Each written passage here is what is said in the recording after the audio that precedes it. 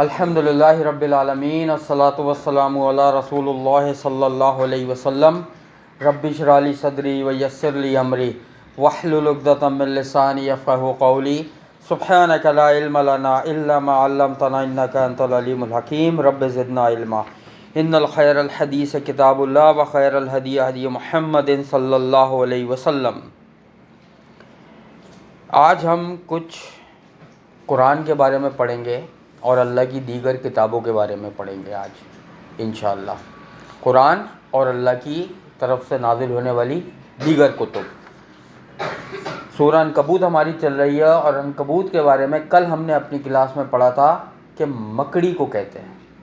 اللہ نے مکڑی کے جالے کی مثال، مکڑی کے گھر کی مثال اس لیے بیان کی کہ وہ سب سے کمزور ہے۔ کیوں؟ کیونکہ جس طریقے سے مشرکین نے، کفار نے اللہ کی ذات میں شریک ٹھہرائے ہیں، وہ اسی طریقے سے کمزور ہیں جتنا کہ مکڑی کا گھر کمزور ہوتا ہے، کہ ہلکی سی پھونک سے یا ہلکا سا بالکل جھونکا بھی آتا ہے تو وہ اڑ جاتا ہے۔ اور پھر اللہ نے فرمایا کہ اللہ نے پیدا کیا آسمان کو اور زمین کو حق کے ساتھ، اور اس میں مومنوں کے لیے نشانی ہے۔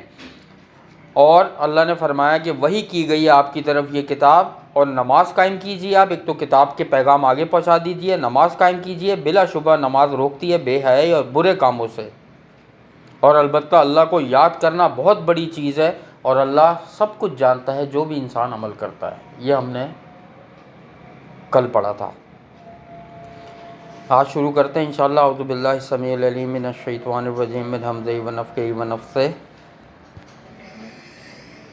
وَلَا تُجَادِلُوا أَهْلَ الْكِتَابِ إِلَّا بِالَّتِي هِيَ أَحْسَنُ إِلَّا الَّذِينَ ظَلَمُوا مِنْهُمْ وَقُولُوا آمَنَّا بِالَّذِي أُنزِلَ إِلَيْنَا وَأُنزِلَ إِلَيْكُمْ وَإِلَٰهُنَا وَإِلَٰهُكُمْ وَاحِدٌ وَنَحْنُ لَهُ مُسْلِمُونَ۔ وَلَا تُجَادِلُوا۔ اب اللہ تعالیٰ ارشاد فرما رہے ہیں، اور نہ تم جھگڑو اہل کتاب سے مگر اس طریقے کے کہ وہ بہت بہتر ہو، سوائے ان لوگوں کے جنہوں نے ظلم کیا ان میں سے، اور تم کہو ہم ایمان لائے اس کتاب پر جو نازل کی گئی ہے ہماری طرف، اور جو نازل کی گئی ہے تمہاری طرف، اور ہمارا معبود اور تمہارا معبود ایک ہی ہے، اور ہم اسی کے فرما بردار ہیں۔ سب سے پہلے اللہ تعالیٰ فرما رہے ہیں کہ تم اہل کتاب سے جھگڑا مت کرو۔ اہل کتاب وہ لوگ ہیں جن قوموں پر اللہ نے کتاب نازل کری، ٹھیک ہے؟ ان سے جھگڑا نہیں کرو، اچھے طریقے سے بات کرو، ٹھیک ہے؟ ان کو اپنی کتاب کی دعوت دو، ان کی کتاب کو جھٹلاؤ نہیں، کیونکہ آگے یہ بات آ رہی ہے کہ ان سے کہو کہ ہم ایمان لائے اس کتاب پر جو نازل کی گئی ہے ہماری طرف، اور اس کتاب پر بھی جو تمہاری طرف نازل کی گئی ہے۔ لیکن فرق یہ ہے کہ ہماری کتاب قرآن بعد میں نازل کی گئی ہے، اور یہ قیامت تک کے لیے اب ہے، پیچھے کی تمام کتابیں اور شریعتیں منسوخ ہو چکی ہیں۔ اور ان سے بہتر طریقے سے بات کرو۔ اسلام جو ہے نا وہ امن کا مذہب ہے۔ اسلام کو بہت غلط جو ہے نا دنیا کے سامنے پیش کیا جا رہا ہے۔ اسلام بہت پرامن مذہب ہے۔ تم اسلامی جنگیں دیکھو اٹھا کے، صحابہ کرام کی یا نبی صلی اللہ علیہ وسلم کے زمانے کے غزوات اگر اٹھا کر پڑھو جنگیں، تو اس میں دیکھو پتہ چلے گا کہ نبی صلی اللہ علیہ وسلم نے کس کس طریقے سے منع کیا کہ جو پناہ لے لے اس سے نہیں لڑو، بزرگوں کو کچھ نہیں بولو، بچوں کو کچھ نہیں کہو، عورتوں کو کچھ نہیں کہو، کھیتوں کو تباہ نہیں کرو، عمارتوں کو تباہ نہیں کرو، ان کے سامان کو تباہ نہیں کرو۔ جو جنگ سے بھاگ جائے یا پناہ لے لے یا اپنے گھر سے ہی نہ نکلے جنگ لڑنے کے لیے، اس سے بھی نہیں لڑو۔ اتنا امن پسند مذہب ہے اسلام، دین ہے۔ تو ان کی آیتوں کو، ان کی کتابوں کو جھٹلاؤ نہیں، یہ کہو ہم اس پر بھی ایمان لائے، ہمارا قرآن پر بھی ایمان ہے، اور ہمارا اور تمہارا معبود ایک ہی ہے۔ دونوں کتابوں میں ایک ہی بات ہے کہ معبود صرف اللہ ہے۔ اور ان سے پھر یہ کہہ دو ہم تو اسی اللہ کے فرما بردار ہیں جس نے یہ آخری کتاب بھیجی، اب اس کے بعد نہ کوئی کتاب آنی ہے نہ کوئی نبی آنا ہے۔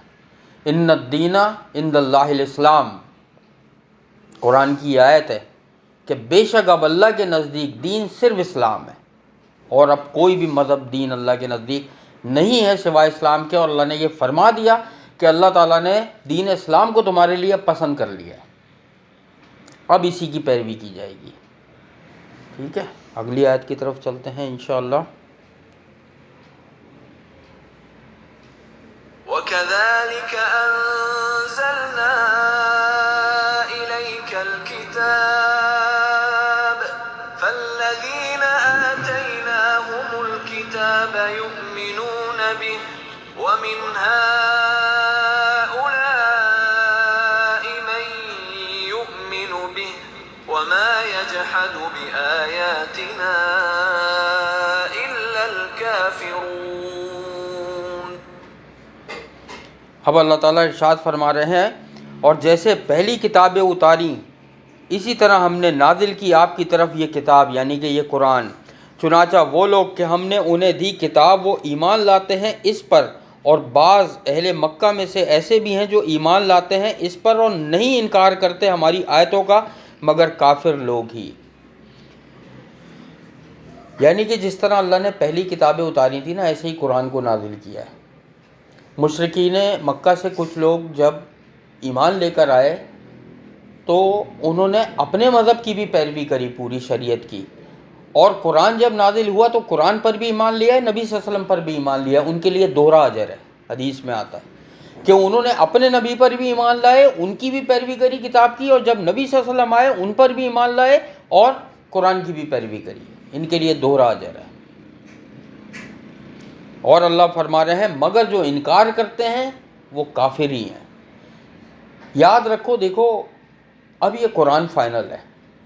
اب اگر کوئی بھی اہل کتاب مذہب میں سے یہ کہے کہ میں فلاں اہل کتاب ہوں اور میں اس کتاب کو مانتا ہوں، اس کتاب کی ہر چیز کو مانتا ہوں اور اس نبی کو مانتا ہوں اور یہ بھی مانتا ہوں، اگر وہ یہ بھی کہہ دے میں یہ بھی مانتا ہوں کہ نبی صلی اللہ علیہ وسلم جو ہے وہ ٹھیک ہے آخری نبی ہیں، لیکن میں اپنے نبی کو مانتا ہوں اور اس کتاب کی شریعت پہ پورا عمل کرتا ہوں، تو اس کی بات ریجیکٹڈ ہے، وہ مسلمان نہیں ہے جب تک کہ وہ قرآن پر عمل نہ کرے اور نبی صلی اللہ علیہ وسلم کی سنتوں پہ عمل نہ کرے۔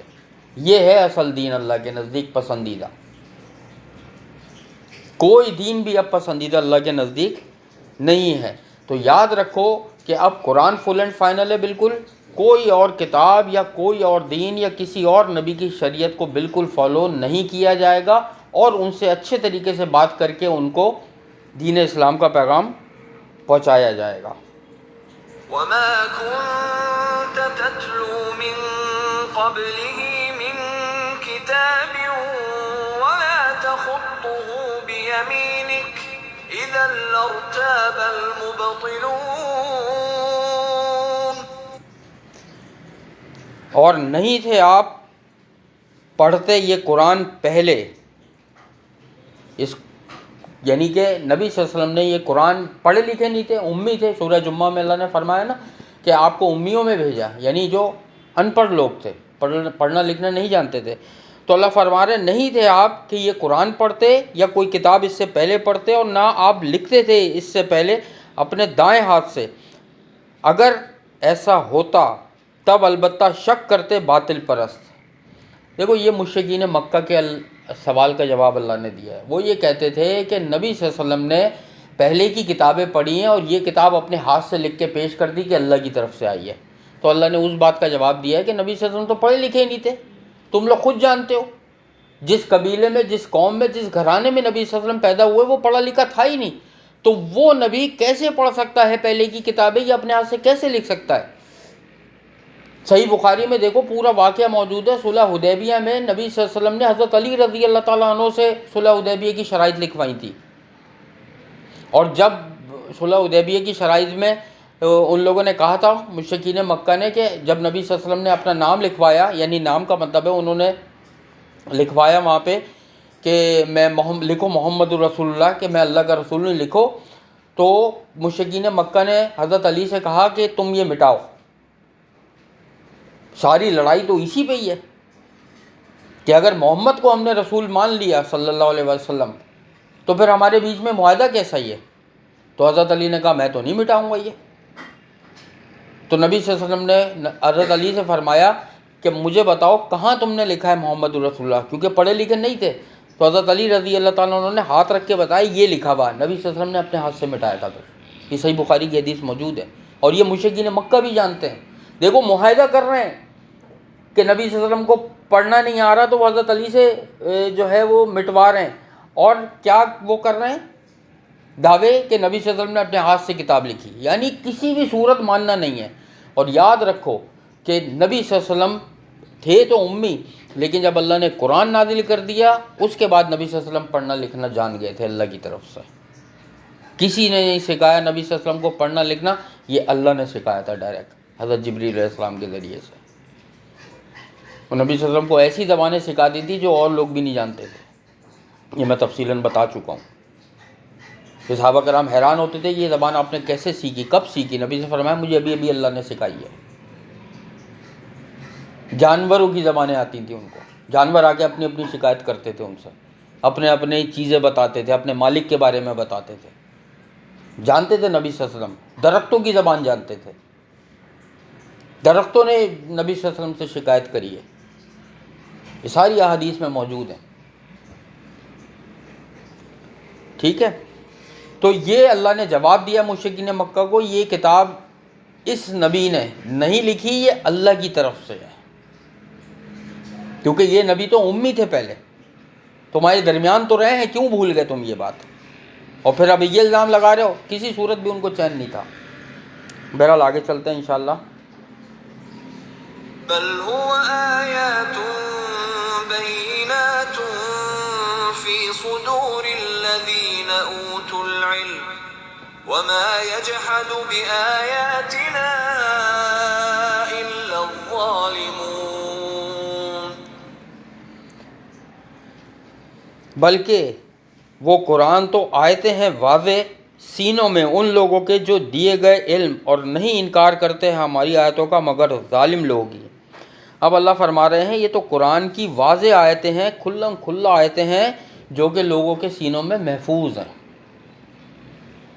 کن کے؟ جن کو علم دیا اللہ تعالیٰ نے. بہت بڑی بات ہوتی ہے حافظ قرآن ہونا، لیکن اس کی حفاظت بھی کرنی چاہیے. قرآن تو ایسے نکل جاتا ہے سینوں سے کہ جیسے نبی سے فرمایا اونٹ نکل جاتا ہے اپنے اس سے مورے سے، کہ ذرا بھی ڈھیلا چھوڑا اونٹ نکل جاتا ہے. قرآن ایسے سینوں سے نکل جاتا ہے.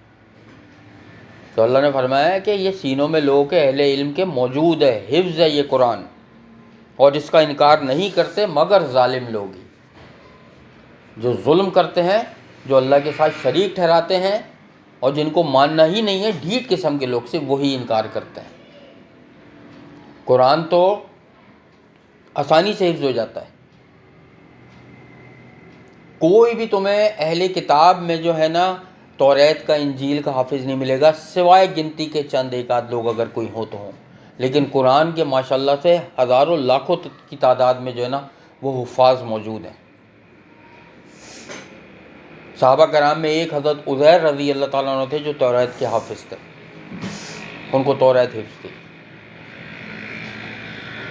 ٹھیک ہے، تو قرآن کے لاکھوں کی تعداد میں حافظ ہیں، اور یہ چلتے چلے جا رہے ہیں اور اللہ کی شان سے بڑھتے چلے جا رہے ہیں. کیونکہ قرآن سمجھنے کے لیے اللہ تعالیٰ نے بہت آسان کر دیا ہے کہ آسانی سے یاد ہو جاتا ہے.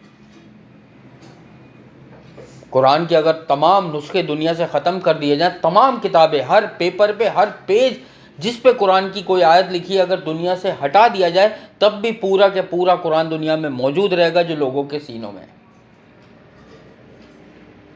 کافروں نے کوشش کری تھی چینج کرنے کی، اس کو تھوڑا سا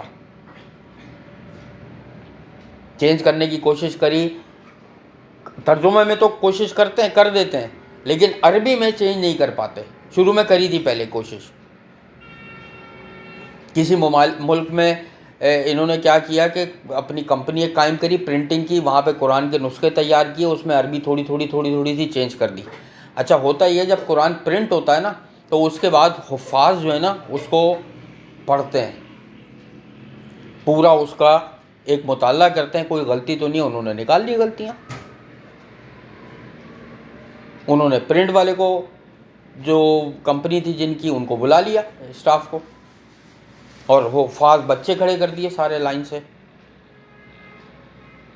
انہوں نے کہا بھائی یہ تو اوتھینٹک ہے. انہوں نے کہا ابھی سب کو آپ کو پڑھ کے سناتے ہیں. بچوں نے پڑھنا شروع کر دیا. انہوں نے کہا دیکھیں یہ غلطی، یہ غلطی، یہ غلطی، یہ غلطی، یہ غلطی، یہ غلطی. قرآن کو چینج نہیں کر پائے. یہ سینوں میں اللہ نے ایسا محفوظ کر دیا اور قیامت تک یہ چلتا چلا جائے گا. یاد رکھو کہ نبی صلی اللہ علیہ وسلم نے فرمایا کہ اللہ تعالیٰ دین کو، علم کو دنیا سے اٹھا لے گا، اور ایسے اٹھائے گا کہ علماء کرام چلے جائیں گے دنیا سے. بہت بڑے بڑے علماء کرام دنیا سے جا چکے ہیں. یہ جتنے بھی مفسرین تھے یہ جا چکے ہیں دنیا سے. محدثین سب جا چکے ہیں دنیا سے.